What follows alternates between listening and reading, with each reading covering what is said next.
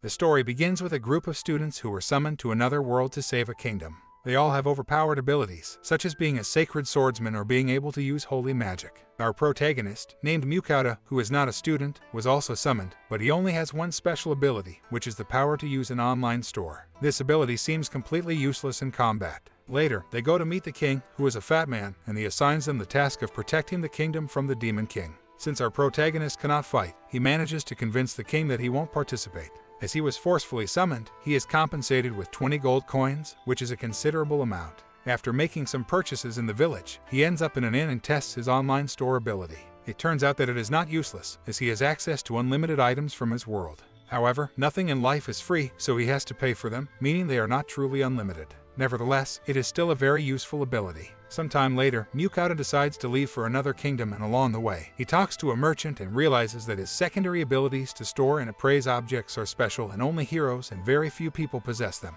So he plans to keep them hidden to avoid standing out. He also learns that the country he left will soon close its borders to start a war, making it unsafe to stay in large cities. When he arrives in a city and talks to some adventurers, he decides to leave that country as well. To do so, he hires a group of adventurers to protect him on the journey for 8 gold coins. To convince them further, he proposes that he will cook meals along the way as he is good at cooking and has his online store at his disposal.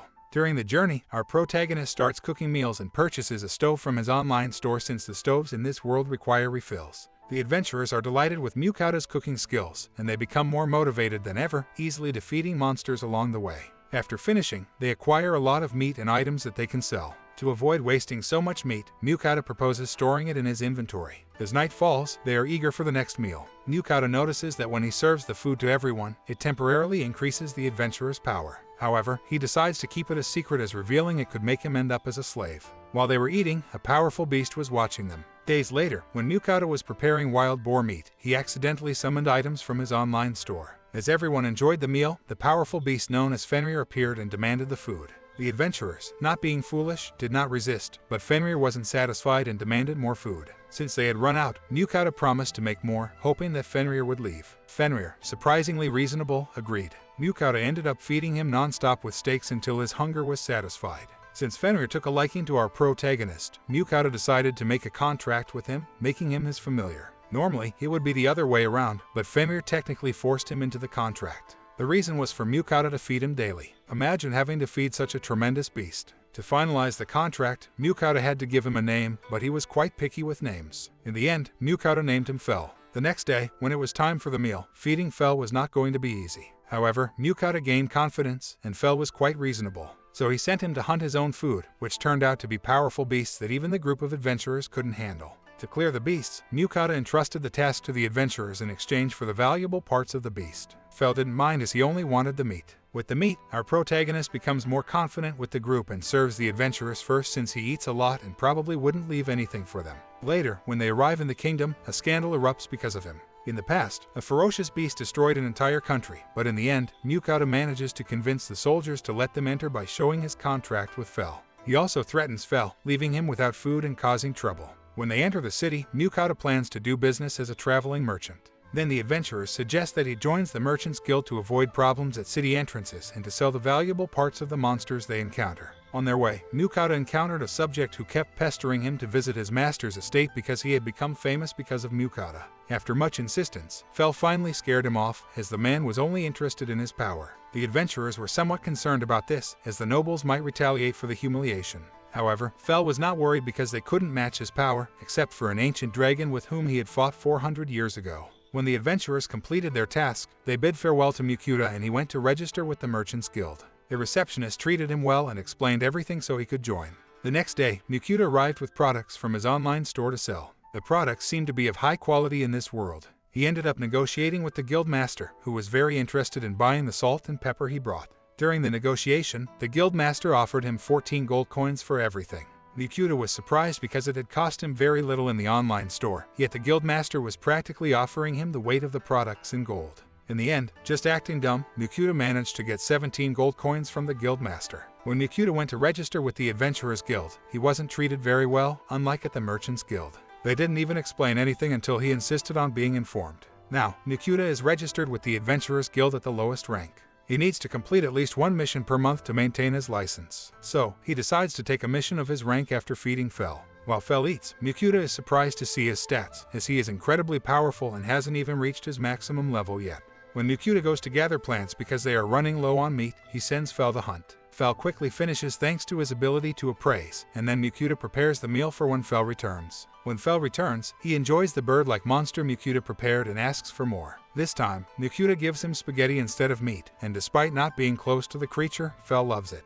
They go to bring other monsters they had hunted, all of which are powerful creatures. While storing the monsters, Mukuta notices the presence of orcs. He feels reluctant to eat them as they don't seem edible, but apparently humans have been eating them for a long time. Upon returning to the village, Mukuta goes to the guild to deliver the flowers. He also wants to sell the monsters he hunted. It seems that the receptionist has fallen in love with Fel upon seeing him. When Mukuta shows all the merchandise, the butcher suggests buying the valuable parts of the monsters, while Mukuta keeps all the meat to feed his glutton. To start, Fel requests the meat of an orc to eat that day, forgetting the fact that it's also meat.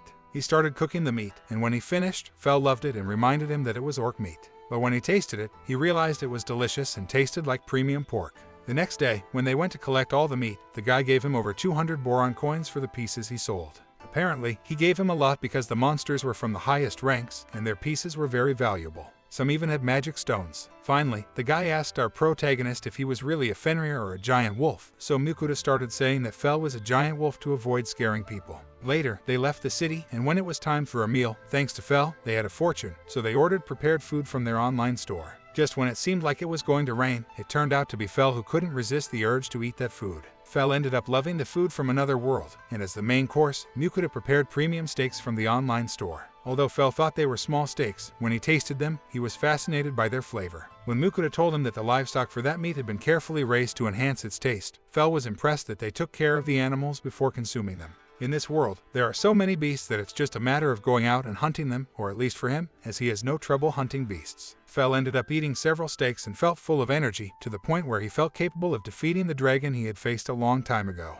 Mukuta was impressed and decided to check his stats, and it turns out that consuming those steaks temporarily increased his power by 50%. Fel thought it would be a waste to stay idle, so he decided to go hunt beasts. To ensure that Mukuta wouldn't be in danger, he covered him with a magical barrier. When he left, Mukuta went to sleep while he hunted beasts left and right, defeating every monster that crossed his path. He even defeated a chimera that would normally pose a challenge, but he took it down in one blow. The next day, when Mukuta opened all the beasts, Fel was so overwhelmed that he decided never to give him that steak again.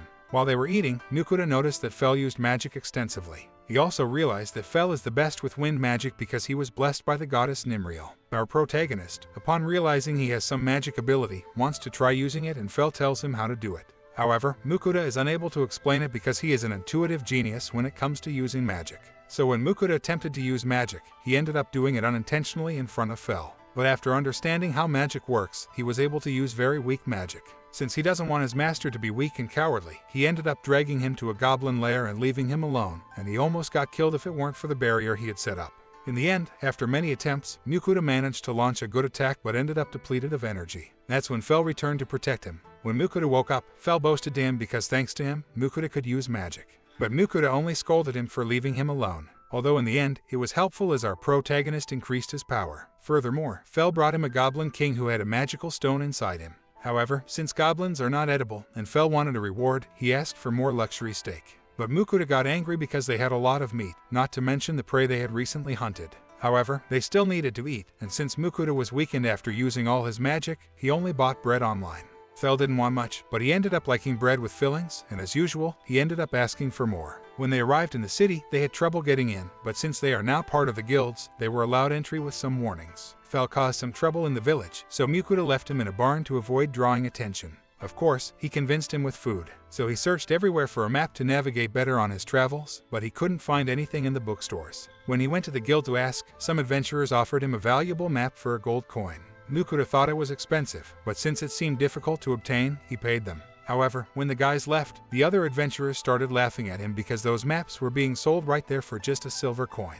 Although it may not sound like a big deal, it was a big scam. Feeling down along the way, but since money could be easily recovered, they focused on their next destination, which would be a country near the sea. During the journey, Fel hurried to reach a lake to eat fish, and of course, he caught an excessive amount of fish. Fel even wanted to eat poisonous fish since it didn't affect him. However, Mukuta obviously refused to prepare them. Later on, Mukuta bought the ingredients and ended up cooking the fish in different ways, and they were all delicious. As usual, Fel, the dragon, overate. When they finished eating, Mukuta came across a slime that was only a few days old but ate everything, especially waste and even metals. Since Mukuta liked the slime, he unintentionally made a contract with it and named it Sui. Our protagonist not only fed Sui with garbage but also with food, which empowered him. Sui was also able to clean the dishes. Mukuta was very happy with Sui, unlike a certain dragon that only demanded to be fed. The next day, when morning came, Fel became serious and spoke with someone. Since Mukuta wasn't very skilled in magic, the goddess Nimriel, who blessed Fel, was willing to bless Mukuta to increase his power. Of course, there was a condition, which was to send her sweets from his world once a week. Mukuta accepted and sent her the specific sweets she requested through offerings. Mukuta received a blessing that wasn't as powerful as Fel's but noticeably increased his power. While our protagonist practiced and took a break to eat, Fel went to inspect something.